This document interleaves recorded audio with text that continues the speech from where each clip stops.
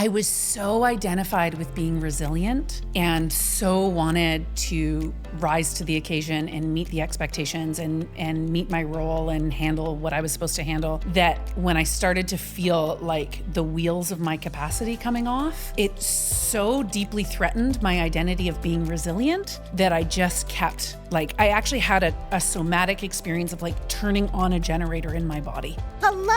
Today on the podcast, I have the woman who was my coach while I was writing Money, a Love Story when I was 27, 28, 29, somewhere in that range. She helped me so much at that time. And then we became friends.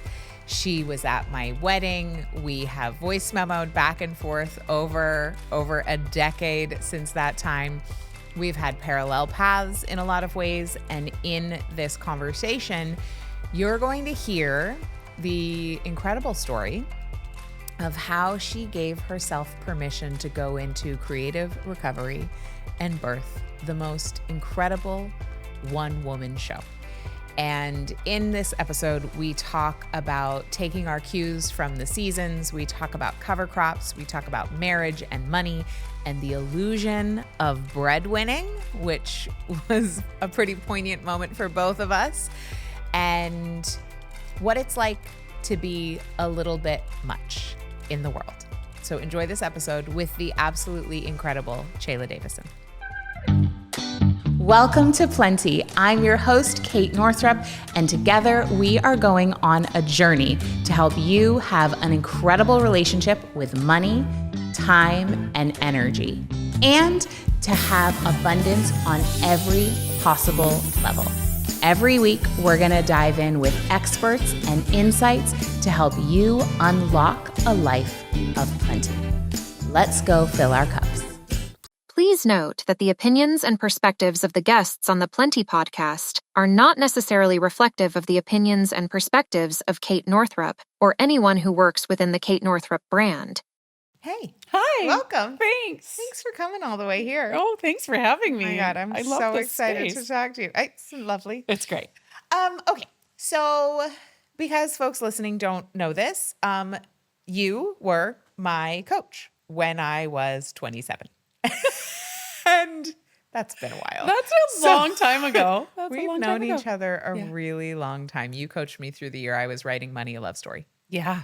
That was so fun. And you are what do you call it in that form of in integral coaching, like your the invitation of where you're going? New way of being. Thank you. Yeah, you're welcome. My new way of being was taking my seat, which I feel like just this year. In many ways I've taken my seat since then, but there's been some new stuff just at this time. And I think that's an interesting thing about being over 40 and finally being oh, wait, I'm not new. What? Okay. Yeah. I'm curious for you, you've had a lot of different meanderings since then and evolutions of your career and your business, and we'll talk about those. But I do want to know for you, have you found since turning 40 that there's a level of oh, here I am? Yes. Yeah. And it's weird because I would say, when I look back, my husband will always be I still don't feel like a grown-up. I mean, he is a grown-up man to me, but he's nobody feels like a grown-up. And I'm but I have felt like a grown-up since I was 17. Really? Oh yeah. No, I never felt new. So it's an interesting, through my 20s, I felt mature for my age. I felt solid in what I was doing. In certain ways, since turning 40, I feel less solid. Cool. In very cool ways. Yeah. But yeah, it's interesting to think back and go I actually always felt pretty right here with what I was doing. But since turning 40, there's kind of a oh, this can actually be way more fun. So there's almost a throwback to a youthfulness that through my 30s got. Well, so because we started our relationship only by phone and when I was your client. Yes. I almost said your student, but whatever, same thing. Whatever. I just assumed you were significantly older than me. Oh, yeah. And then when we were ending our coaching package, somehow I realized that you were like 2 years older than me or 3 maybe. And I was like, it's my old vibe. I was like, wow, I would call it a wisdom vibe. Okay, thanks. So that's way better. Way You better. do not have old vibes at all. And in fact, I will say, like, when you refer to yourself as like a midlife hag, we'll get to that. Like, I'm just like, that's not how I experience you. Oh, thank God. At all. Yeah. And I'm curious about like that. Okay. Well, I'm putting a pin. Okay, We're coming back we can because come I back to that really one. want to That- come back. I that- really want to yeah. come back. So you have felt like an adult from the time you were a teenager. Yeah, maybe even younger. I mean, I had seeds planted, and I'm sure we'll get to this when we talk about the show and all of that, of like the stories that we're told about who we are and what we start to identify with. And so I always had these nudges or ways of being related to as an old soul. Right. Or, having wisdom or By being your mature. parents, by other people in your community, All of by it. teachers. All. I was always like precocious, outgoing, said things that maybe you weren't supposed to say, but not in an obnoxious way. Well, also in an obnoxious way, but also in like I was kind of paying attention in a tuned kind of way. Yeah. So I got this messaging that I saw things. Uh-huh. Yeah. Helpful, harmful, somewhere in between? I would say mostly helpful. Okay, cool. Mostly helpful. Yeah. I think there were definitely ways that I picked up responsibilities that over time that calcified into like some heaviness, but overall helpful. I mean, the reason I ask that is because our 9-year-old is very with it. Very. Like she's ready to run a small country. And if it were societally appropriate, like she's ready also to babysit. Like much smaller children. And I tell her, how smart and with it she is. And as someone who was also very smart and with it as a child, I'm just curious, like other people's experiences, like, is that useful for children to have reflected? I think so. I mean, it was for me. It felt empowering. I felt like I could go do things, that I would be capable, that there would be people who were at my back as well. I think there was a way, there were times where my mom was like, I didn't really know how to parent you because you just kind of parented yourself. But then she was there to fall back on. So it was like a sweet balance. I think the risk is knowing when you don't have it together, when you're not with it. Because I also hit like a lot of success markers early on. Yeah. Right. Because you started your salon when you were 19 and ran that very successfully for how many years? 8 years. And then you sold it? And then I sold it. Yeah. For like So you a sold good it. chunk so of you cash. sold your first company for a good chunk of cash when you were 27. Or 26. 20, 5? somewhere in there. 20, whatever. the math 27. is. Yeah, 27. A year after I had my first son. And then my marriage broke down within a couple of years of that. And so that experience even, I had enough money for multiple years. I had multiple years income. So I retrained in coaching. I was a single mother. I was able to support myself and my son. Like I had a lot of experience of being capable with it, successful. And so in certain ways, I identified as being very resilient. And as things unfolded and got more complicated, as I hit things that were harder and more challenging and couldn't just make shit happen in the same way, it was really disorienting and confronting and hard. So I think that for our littles, for us, for our little ones, to also be able to know that being with it and being bright and being capable is a part of who you are, but it's not all of who you are. And it's also okay to be vulnerable, to not know, to ask for help. Yeah. And to like raise the flag and be like, I'm drowning here. Yeah. When was a moment for you when you realized that you could have raised the flag and said, I need help, but you didn't for longer because of that identification as capable? I would say there were a couple of times, sometimes we need to learn things more than once, both of which led to some like significant burnouts. So there was a period of time from 2014 to 2018-ish in there where I pivoted from having my coaching company to I was the president of Integral Coaching Canada. You may remember this. So I was teaching, coaching, traveling for teaching, and was in some leadership succession planning. And I was so identified with being resilient and so wanted to rise to the occasion and meet the expectations and meet my role and handle what I was supposed to handle, that when I started to feel like the wheels of my capacity coming off, it so deeply threatened my identity of being resilient that I just kept, like, I actually had a somatic experience of like turning on a generator in my body. Like I would just try to generate more energy. It's like, there's more where that came from until there wasn't. And I mean, this is where a joke started to come into our home where my husband would be like, it's like you get up at 4 a.m. and start sipping on the workahol. Like if I can hear you in the middle of the night pacing, I'm like, okay. So there was like, yeah, he's very funny. He's a very funny man. Yeah. Yeah. So that was one. And then I would say there was a period where there were a number of losses. My husband had a number of family losses, death in his family, and which flanked both sides of us getting married and having a baby and buying a house. And it was just like one thing after another thing after another thing. And in so many ways, it was like all these dreams come true, but the weight of them was a lot. And then the responsibility I felt to feeding the whole ecosystem that I said I wanted, that I had grown, that I had pushed for, was just way too much. So what did you do? Well, But I sipped on some alcohol. I just know that there's like people listening saying like, oh God, she's describing my life. Yeah. Well, I pushed for too far, too long for too far, or too far for too long. And then I started to hit a wall where I looked around and I went, who am I willing to disappoint to get my life back? And who am I willing to let down to get my life back? And the first person was me. And it was like a series of choices. So I pulled right back in my company. I let go of team. I stopped running things that I was running. I reclaimed my creative life force. I just said no. I stopped doing things. I wintered.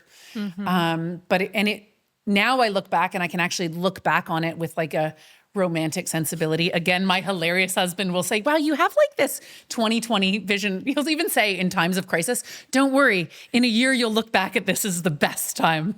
Like, gosh. So it was the best time.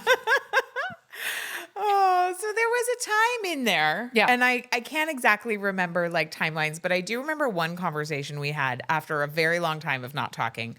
I do happen to know it was the fall of 2019 because I was somewhere about to do a speaking gig and I was calling you because I was on West Coast time. I mean, East Coast time, but I was on the West Coast. So I was up early and you're an early riser.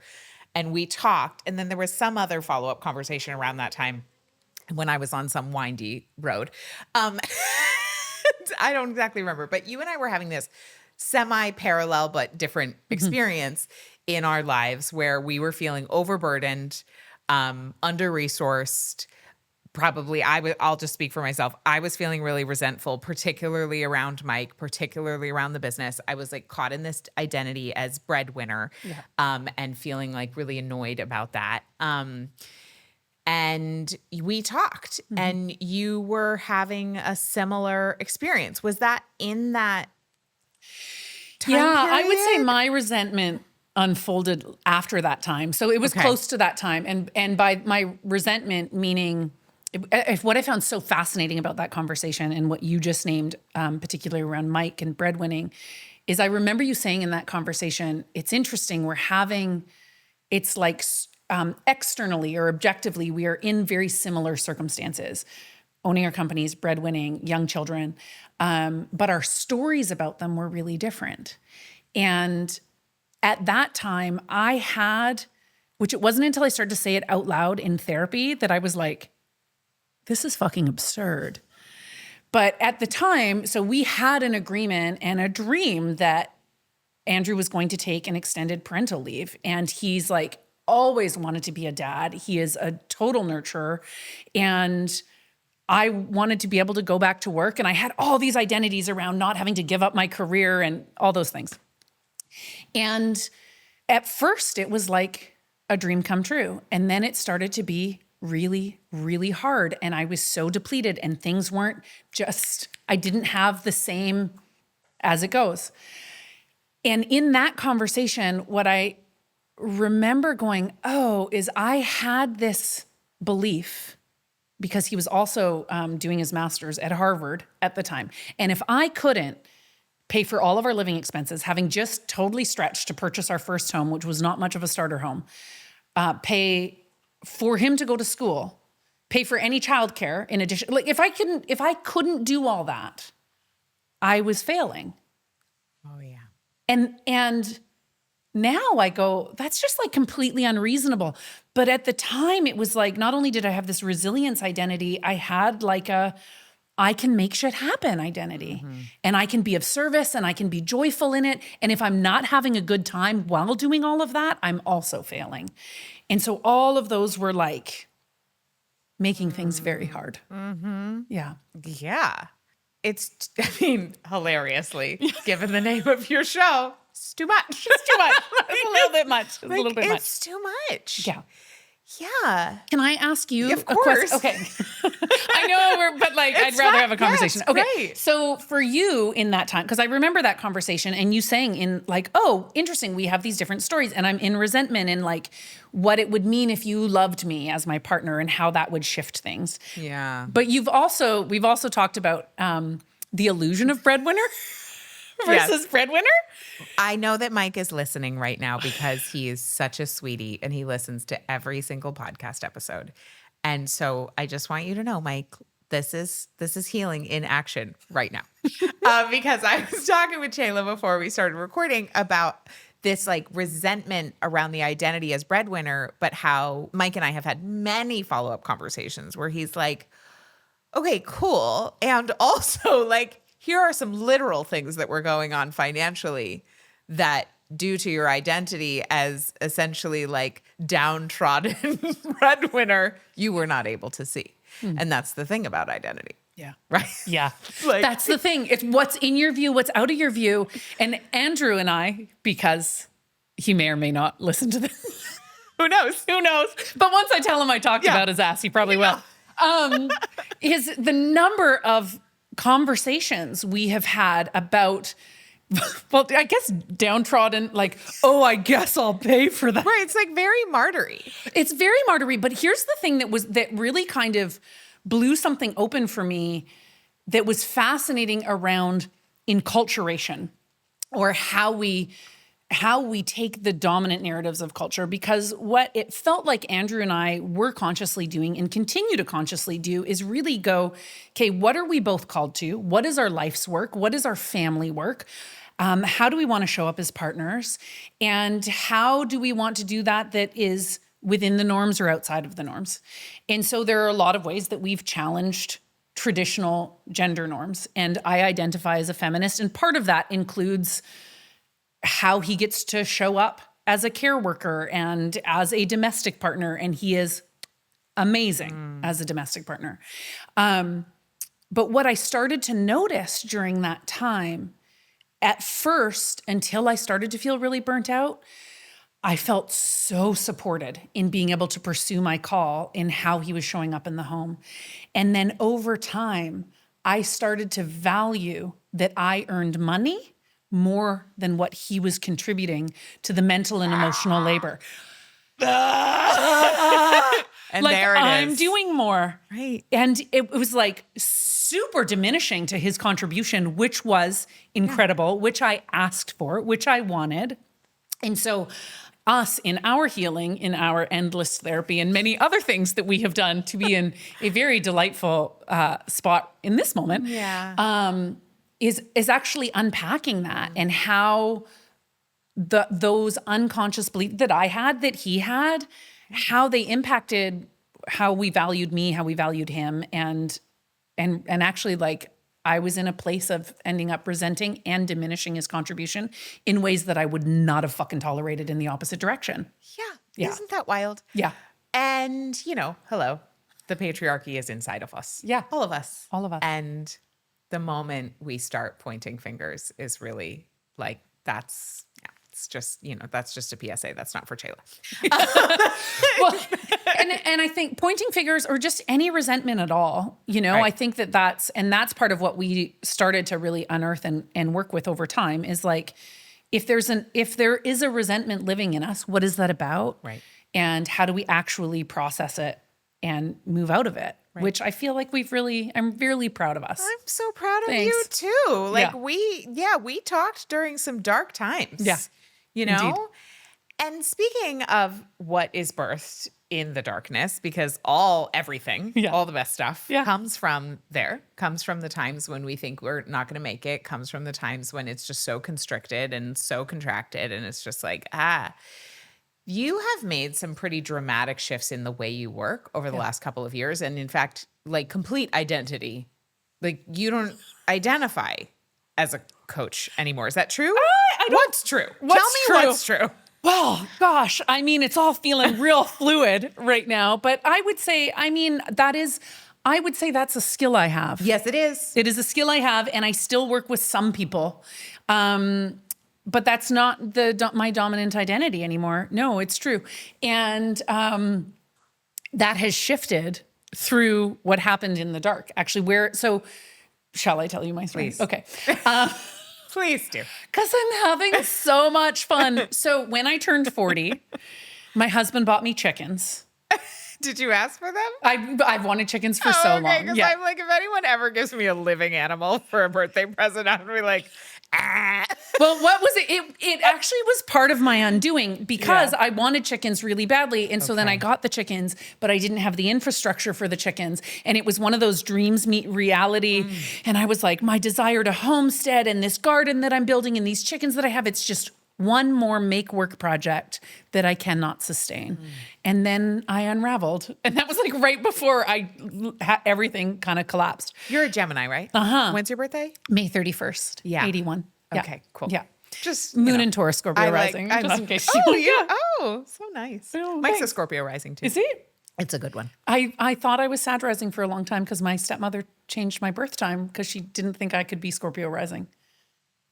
That's So much to unpack there. We don't need to we don't need to say that. Yeah. So my mother was like, I am correct about your birth time, and here it is in writing. Yes, given Yeah. that I was the one giving birth. Anyway. Okay. So Scorpio rising. So Scorpio rising. So true. Which, really, like, oh, no wonder I like 100%. talking about the things I like The talking depths. about. You Yeah. like the depths. I really like the depths. So But yeah, like you are really also a Gemini. Like you do it in a really fun way. thank Okay. you. Thanks. Yeah. Thanks. I really feel like this is part of coming into being a middle-aged hag, which clearly I'm not. But this is Clearly, you're not. there's something in that though that I'm like Like it feels permissive for you on some level. It must. it does. Okay. It does. It does. It We'll does. weave And it in. fun. And Yeah. like I just kind of want to like And it's funny elbow because my it's way out of not shit. true. Yeah. I guess. Yeah, I guess. I mean, ask my husband some days. So anyway, part of the unraveling turning 40 is I've always wanted to write books. Now, you wrote a book when you were 27. Good for you. I'm not jealous at all. But when I turned 40, You helped me. Thanks. you're welcome. This was part of my reckoning, actually, is that I've worked with lots of authors. Yes, you have. I've worked with lots of people who have built very incredible, lucrative businesses. Yes. I've helped people develop out bodies of work. And Yeah, you've been major behind the scenes. I've been major behind the scenes. Like, and yeah, for you listening, I just want you to know that like Chela has been behind the scenes of many of the people that you follow and read and listen to. yeah, thanks. Yeah. And then I was like, I don't Hello. want to. Where's my Chela? Yeah. Yeah. So I was like, I'm going to go write a book. And then I didn't. And then Okay.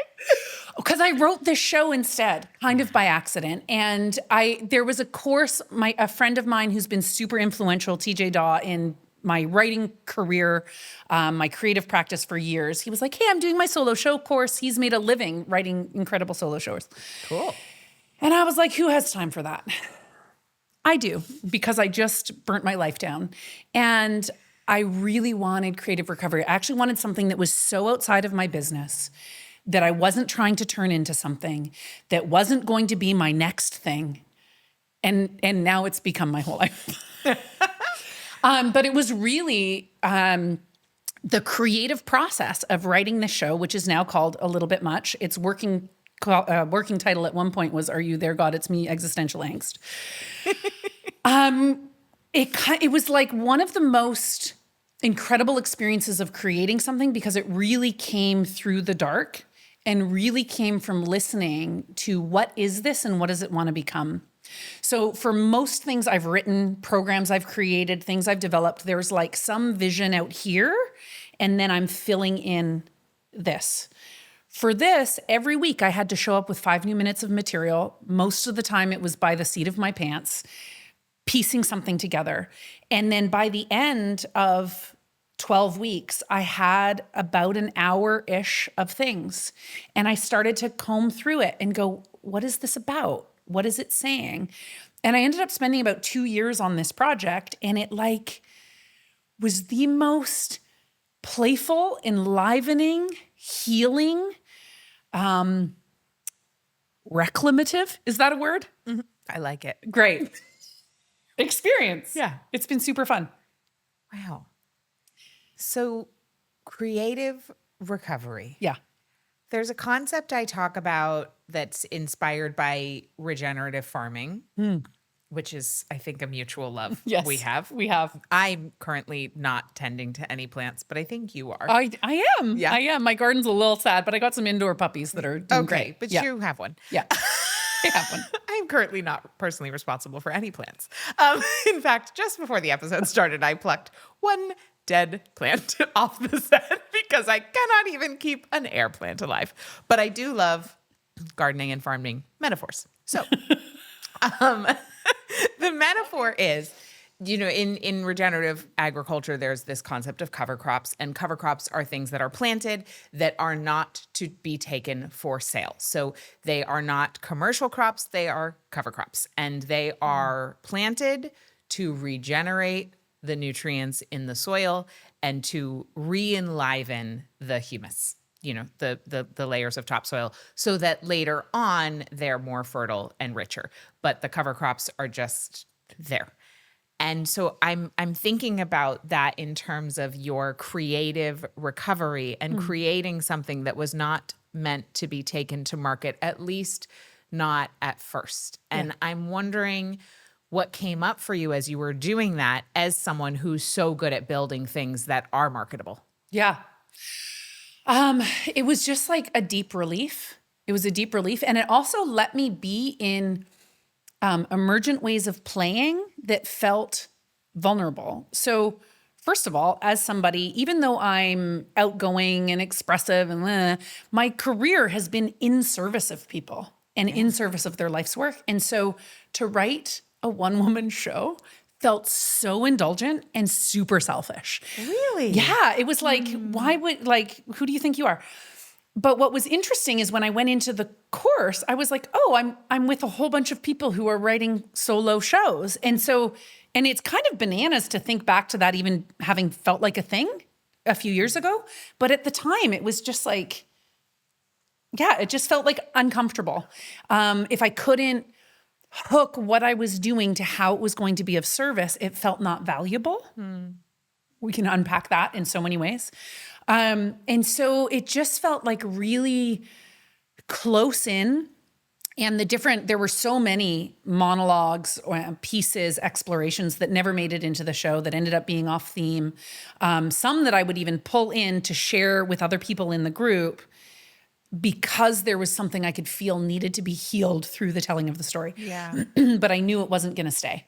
So the whole process was like excavation, healing, self-expression, play, and then the medium too. Like the show itself it's a mix of storytelling, but it's funny. It's very funny. Thanks. But it also makes me cry. That is now when you say, do you not identify as being a coach anymore? This is what, if that's all I did was have people cry and laugh in very short periods of time, like same sentence. Yeah. That's the dream. That there's something that has done. And now that it is out in the world, it's been this really interesting experience of like, this is for me. I'm letting it heal something in me. I'm reclaiming parts of my expression that in professional context, and I still show up in professional context, and I'm like, not going to drop C-bombs there because I'm a grown-up. But on my stage and in my show, I can, and I do. And so that's like, is really enlivening, and it moves a lot of creative energy to take risks and play. And It's very Scorpio rising. it's very Scorpio rising. Have you always been, well, I guess you did say that as a child, you would sometimes like say things that were just like bold. Like, Yeah. I mean, my question actually is like, were you always kind of mouthy? Yeah, I was. And, I like, was. Yeah. Like, you were just born that way, or did you grow up in an environment where it was encouraged or modeled? Both of those things. Okay. Both of those things. So in my show, actually, I tell this story, which my aunt and uncle came to the show, and after they said, I remember when that happened. I remember when your father called us and told us what he did. And we were like, you said what? So I made a comment in class when my teacher wouldn't let me go to the bathroom. Oh, yeah. Where I said, fine, I'll just bleed all over this chair then. Which was like so inappropriate. How old were you when you said that? 15 or 16, 10th grade. But it's 10th grade. so good. It's so good. So good. I was so mouthy. Oh no, like I was like, I wanted to do that. I wanted to get condoms in the school and do a play about it. And the principal was like, no. And I was like, me. And my father, when he was called in to reprimand me, said, you're just going to have to figure out how to deal with her because I'm not going to squelch her self-expression. And things will go easier for you if you work with her instead of against her. And so that was like, and my mom's like, I don't love the sex stuff in your show, but I'm so proud of it. Like That's so funny. Yeah. I don't love it, but I'm so proud. She's so proud of me. Perfect. Yeah. That is perfect. So there's a way that I got all sorts of messages that I was too much, that I talked too much, that I was too bossy. Those came from all directions too. But my parents were really, really determined to let me be who I was and to find ways to let that express. So it sounds like the messages about being too much were not mostly coming from your parents. No. Maybe a little bit from time to time, but pretty much not. Pretty much not. Like some kind of, like there was, Chela, pull your aura in, your energy is all over this house. That was a staple. That is so good. They'd get overwhelmed and be like, God, this is a lot. My stepmom would be like, this is a lot. So I would I'm a fucking lot of energy. Yeah. And so when that, and through my adolescence, all my brother's friends, none of them had sisters. They were all just like, what is happening? Like I was a whirlwind of a force. And I started to see the ways that didn't work or didn't honor people. Because while I'm also that, through my teen years, I had friends who were like, we love you being around our parents. And I had other ones that were like, you cannot be around my parents. You say shit you're not supposed to say in front of parents. And I'm like, you're not supposed to say this in front of parents? So you did, because at your house you could. I could say things. Right. So you're not supposed to be like, I lost my virginity last night. Or like, we did a bunch of shrooms on Saturday. Like you don't say those things. At other people's houses. Yeah. So there became a point where I started to see what society expected. But I also, I care.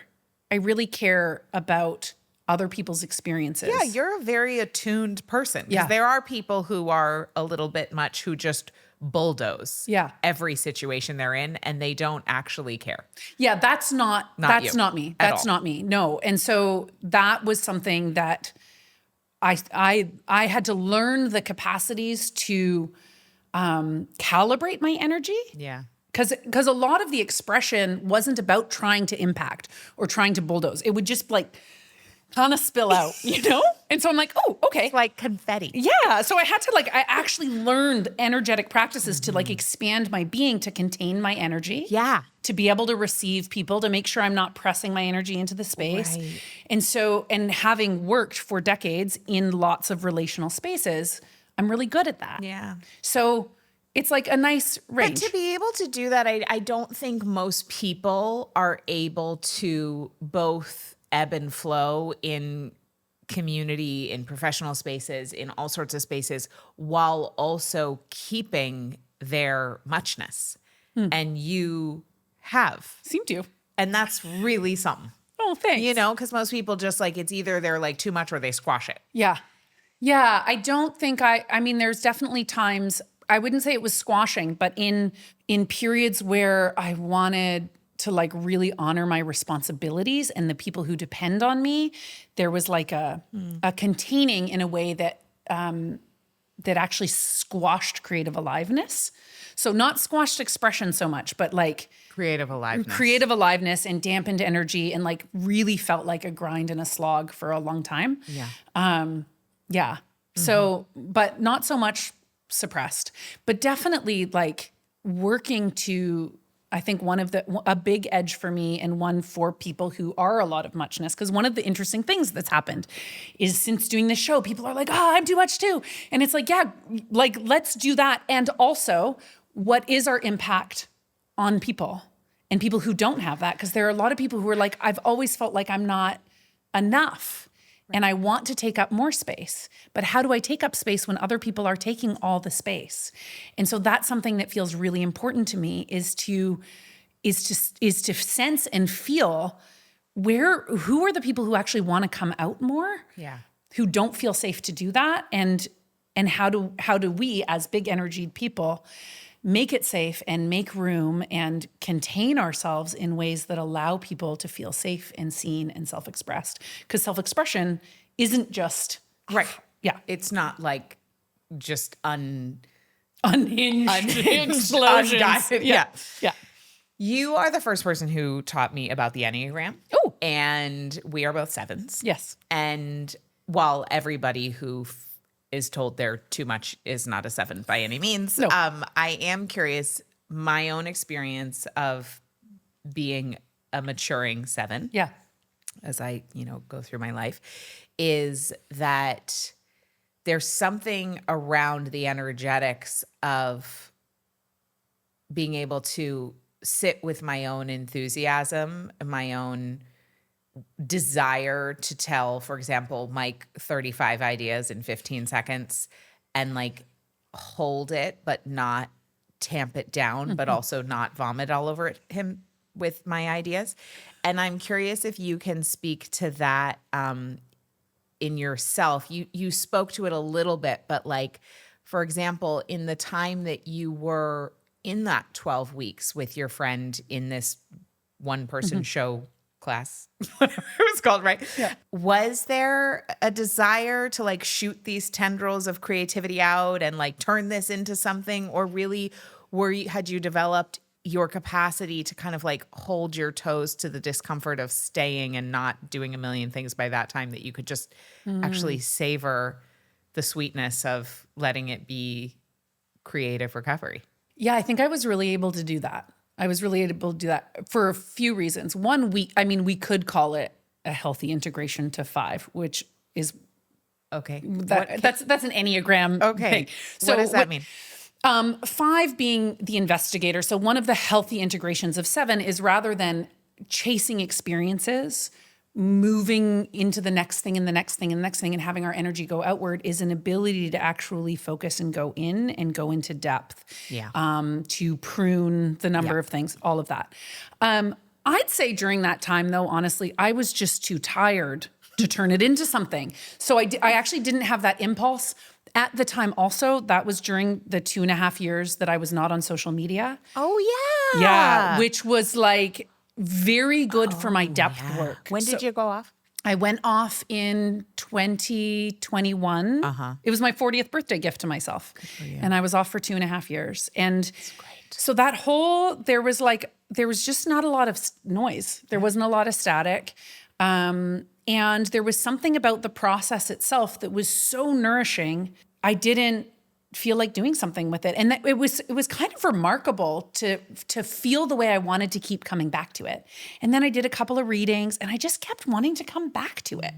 And it's probably the longest I've worked on something. Like everything else I've done from start to birthing, incubation to being tasted by the world, has been very short time horizons. And this one took a couple of years before I got it on stage.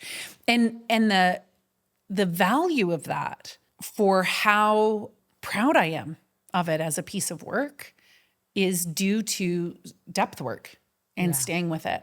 Yeah.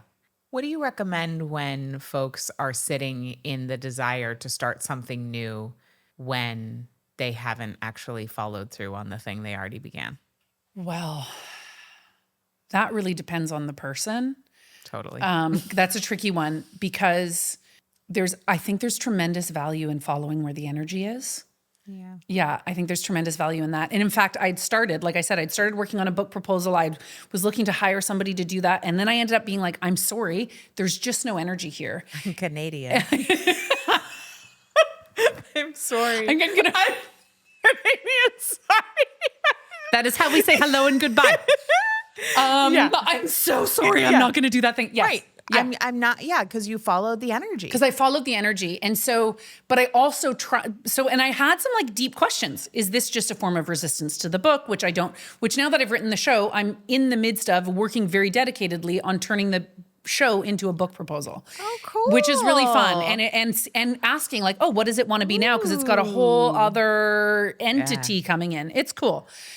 But I think for folks, if I just like put on my little coach hat for a moment, Please. What I've been doing with people for decades is helping to develop capacities to be able to close that gap between our current patterning and the kind of patterning we would have if we could realize the things that we most want to realize. And so for someone who primarily as a habitual pattern follows the energy of new, or if we were to talk about regenerative farming language, follows the energy of spring, that there's just more juice there. And then before that thing takes root or gets finished, there's a tendency to bounce towards the next thing. That actually creates a lot of creative suffering because we don't trust ourselves to carry something all the way through, and we don't ever get to harvest the fruits of our labor. And so if that's a patterning, what I would say is stay with the thing even when the energy isn't there, and learn how to stay, learn how to take your seat. Yeah. And once you do that, I find, and I've seen in many people, is once you get past the hump, because typically the inspiration has, we could even call it like creative energy, eros, the way it starts is really exciting. It's really magnetic. It gives us a lot of fuel. But then as it starts to get hard, as we start to wrestle, the things, will this be any good? Is it going to come together? Like actually, you want to play with metaphors, actually birthing, the contracted period of bringing a human into life is painful. There are questions of, can I do this? And will I get through this? And those come up in the creative process. Is this a piece of shit? Will anybody like it? It seems so brilliant in my dark cave, but as I start to bring it out, so all of those things come up. And if we can't stay with, and both know that those questions are normal, stay with the challenges of those, then things aren't going to see the light of day.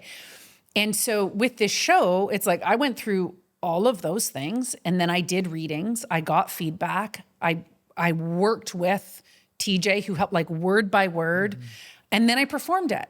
And it's still in its infancy. I've only performed it 35 times. It's starting to get traction. That sounds like so many times. I know. Well, I remember when, I think it's 35. What?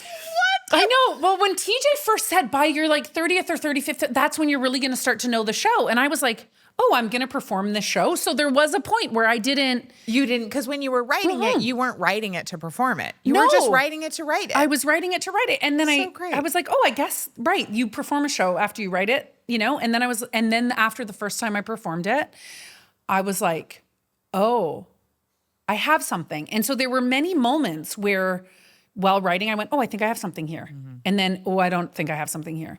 And then, oh, I think I have something here. And then, what is this indulgent piece of garbage? And then, oh, I think I have something here. And then, is this just like a flaming pile of dung heap? Oh, I think I just, and so being able to stay with those rides and waves and get help and get feedback and then trust myself. It's been really fun. And now that it's in the world, I've gotten to, like, part of what I've been doing with this or any creative project is there's what I think it is, and then letting myself be surprised by what it wants to become. Yeah. And so what it became for me, and then what I've seen it be for others has been fascinating. And like letting people tell me what the show is and what it means to them and how it's impacted them. And the diversity of experiences has been so moving. I mean, that's what art is for. Turns out. Turns out It's for the artist. Yeah. And coming back around to what you said about like, oh, is this self-indulgent? Oh, it's not explicitly to be in service. I want to dig in there a little bit because in the end, you have taken it to stage 35 times and it will continue to, it will continue to go around the world. But like you did it for you to heal parts of yourself that needed to be healed. And so one could very easily argue that alone is a service. Yeah. Because now there's a more integrated human mothering, wifing, being a friend, being a coach, being all the things that you are in the world, right? But then also people get to receive you and receive your stories and they make them laugh and cry and get, your show is so smart and so funny and so poignant. And also like you say things that I'm like, like it was not a dissimilar experience to reading my friend Laura Belgray's book, Tough Titties, where I was like, oh, wow, you just said that. It's the best. Because I don't say things like that, but I want to be able to. So you doing it is very permissive and expansive for me. Whether I will start saying those things or not is to be known, but it's fun to be around. Thank you. I appreciate that feedback. But I'm curious now, knowing like where it's going, today at this point. Yeah. What do you think about that conversation about it being of service now?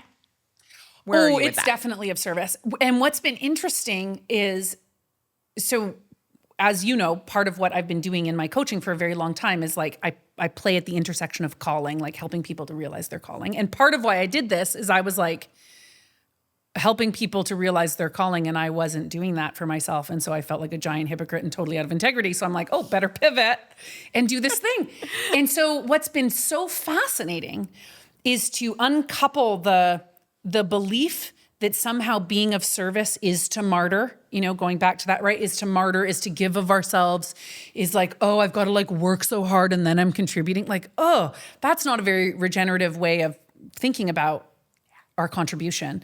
And so what's been really cool is having the embodied experience of the more joyful, the more playful, the more self-expressed, the more it's just for me, the more it seems to contribute and make a difference. And it's also just a very different scale because I'm used to working in depth spaces and one-on-one and small groups. And so to be like on a stage with hundreds of people, but then have people come and tell me what has happened since.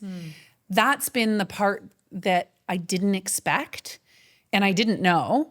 And yes, I say things and I'm like, and I like I'm like embracing the part that kind of like, yes, I just said that. Yeah, I totally just said that. How was that for you? But it's like it as a craft, I think that's the part that I'm the most excited about is that when you can say something that is shocking, but speaks to, as some people have described it, that's the thing you think inside, but you never say outside. It creates a form of connection and intimacy. And then you have humor, which opens people up. And then you have depth and vulnerability, which connects people deeply in. So it wasn't like clearly I did not strategically set out to do that. But now I'm like, oh, that's what that's doing. Yeah. And now as people write to me, a woman came up in a coffee shop and was like, I saw your show and I feel like for the first time, I really like myself and feel like I have permission to just be how I am. And we're just like weeping in a coffee shop together. My cousin extended her mat leave. Another woman finally told her husband she wanted to go back to work. A man came up to me and said, I want to go get to know my wife better. Teenage boys have come and said they understand their mother better. Like it's been a very moving, unexpected experience. And a lot of people are like, wow, it's so brave, which is the worst. Because I'm like, is it? Like, should I not have said those things? Like, why is it brave? That's hilarious. I was really unsettled the first few times that people told me it was brave. Funny. And now I get it. I get what is being said. But it's like really, it's really encouraging for me because it makes me want to keep being braver. I think one of the things that can happen when you're in public is that you share something, and if it's vulnerable and it's real and it's authentic and it hits, and then there starts being attention for that. There can be a like, oh, now I've got a, it's like how quickly persona wants to come in. So I feel like my work is to just keep moving that out and looking for new brave edges for myself. Yes. And because it seems to really help. Yeah. And the way the world is, I feel like as much honest art as we can possibly have right now. 100%. And also that piece that you said that at least as a creator myself, like it makes me feel much more relaxed is listening for what it wants to become as opposed to like setting out. I mean, that's why for me, writing a book proposal was torturous because it's this illusion that like I have any freaking idea what it is, right? Like as though when you're pregnant, you're like, oh, I know exactly what this kid's going to be like as an adult. Right? Like, no, you don't. That's what that's what so many of the structures around creativity require when creation and commerce intersect. Yeah. Which is why I just really love that you created this to start with for you. Thank you. Yeah. You know, it's really beautiful. Yeah, it's felt really good. And I'd like to actually just say something about that for folks who, because I think that this piece of art and commerce intersecting, it's been such a journey for me, but it's also been a big journey in the creatives. Like I started a community of practice where we show up and we write together called the Creative Cauldron because I wasn't getting my ass in my seat and doing shit. So I was like, oh, I better, if other people are expecting, if I have to show up for other people, I'll show up for myself. I'll do it. And in talking with other people too, some of the things that come up around creativity so much, especially for those of us who are online a lot, is what we receive and what we see and what we're taking in, what we're consuming are people's finished products. Right. And we don't see what goes into that.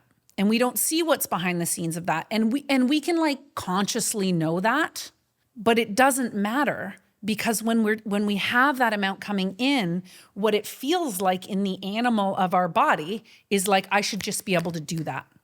And then what we're measuring is our inner process, what happens in the dark, what happens in the depths against out there. And so one of the biggest, the quickest way to dry up the creative pussy is to think, how is this going to be received? Yeah. Is to be in any kind of performative state in thinking about outcome first. And it's really hard not to do that. And so there's like, and with the speed of things, it can feel like, and I'm in this all the time, like I don't have time. I don't have space. Time scarcity is a real thing. I'm constantly trying to push space out to be able to like let things take the time they take. And that was one of the gifts of this show is I didn't have deadlines and outcomes. And so it took years. And now it feels like, oh, that happened real quick. That just like was a massive transition that happened very fast on the other side of it. But when I was in it, it just felt deep and slow because I wasn't trying to make it into something. And that's really, really hard to do. Yeah, it is. But it seems like it's worth it. I think so. And I think too, what I'm like worried about even as I'm saying that is that this is, when you hear people tell a story and it's like, oh yeah, this is like I have an outcome of a show that is well received, that is out in the world. And so then it can actually sound like, oh, go do this thing and then you'll get these results. But the aliveness and the joy and the healing and the pleasure that has come through this process happened before that hit the stage. And to me, that if I can like leave people with anything is making art and being creative is not just our birthright, it's a human need. Yeah. And we have to do it, whether it goes somewhere or not. Absolutely. And I will just add to that creative expression is actually one of the most effective nervous system healing tools. You know, like crafting, making a balloon animal. Yeah. Like, you know. Those little stress coloring books. I've got a friend who got like 11 of those for Christmas one year. I'm like, somebody's telling you something. That's hilarious. Yeah. Like anything, making sourdough, making mocktails, like whatever, you know, making a tower out of sugar packets at a diner. Like it actually, you know? Yeah. It's really healing. It's just really important for our ability to be here. Yeah. Yeah. Yeah. To give ourselves permission to create, whether it is ever seen, experienced, or witnessed by another human, whether you ever tell about it or not. It's like worthwhile in and of itself because it feels good, but it also is like very healing for the nervous system. So Beautiful. I love that. I love you, Chela. I love you, Kate. Okay, so where can people look to come see your show, to learn more about your creative containers? Yeah. Yeah. Probably my website's a good spot. Great. Yeah.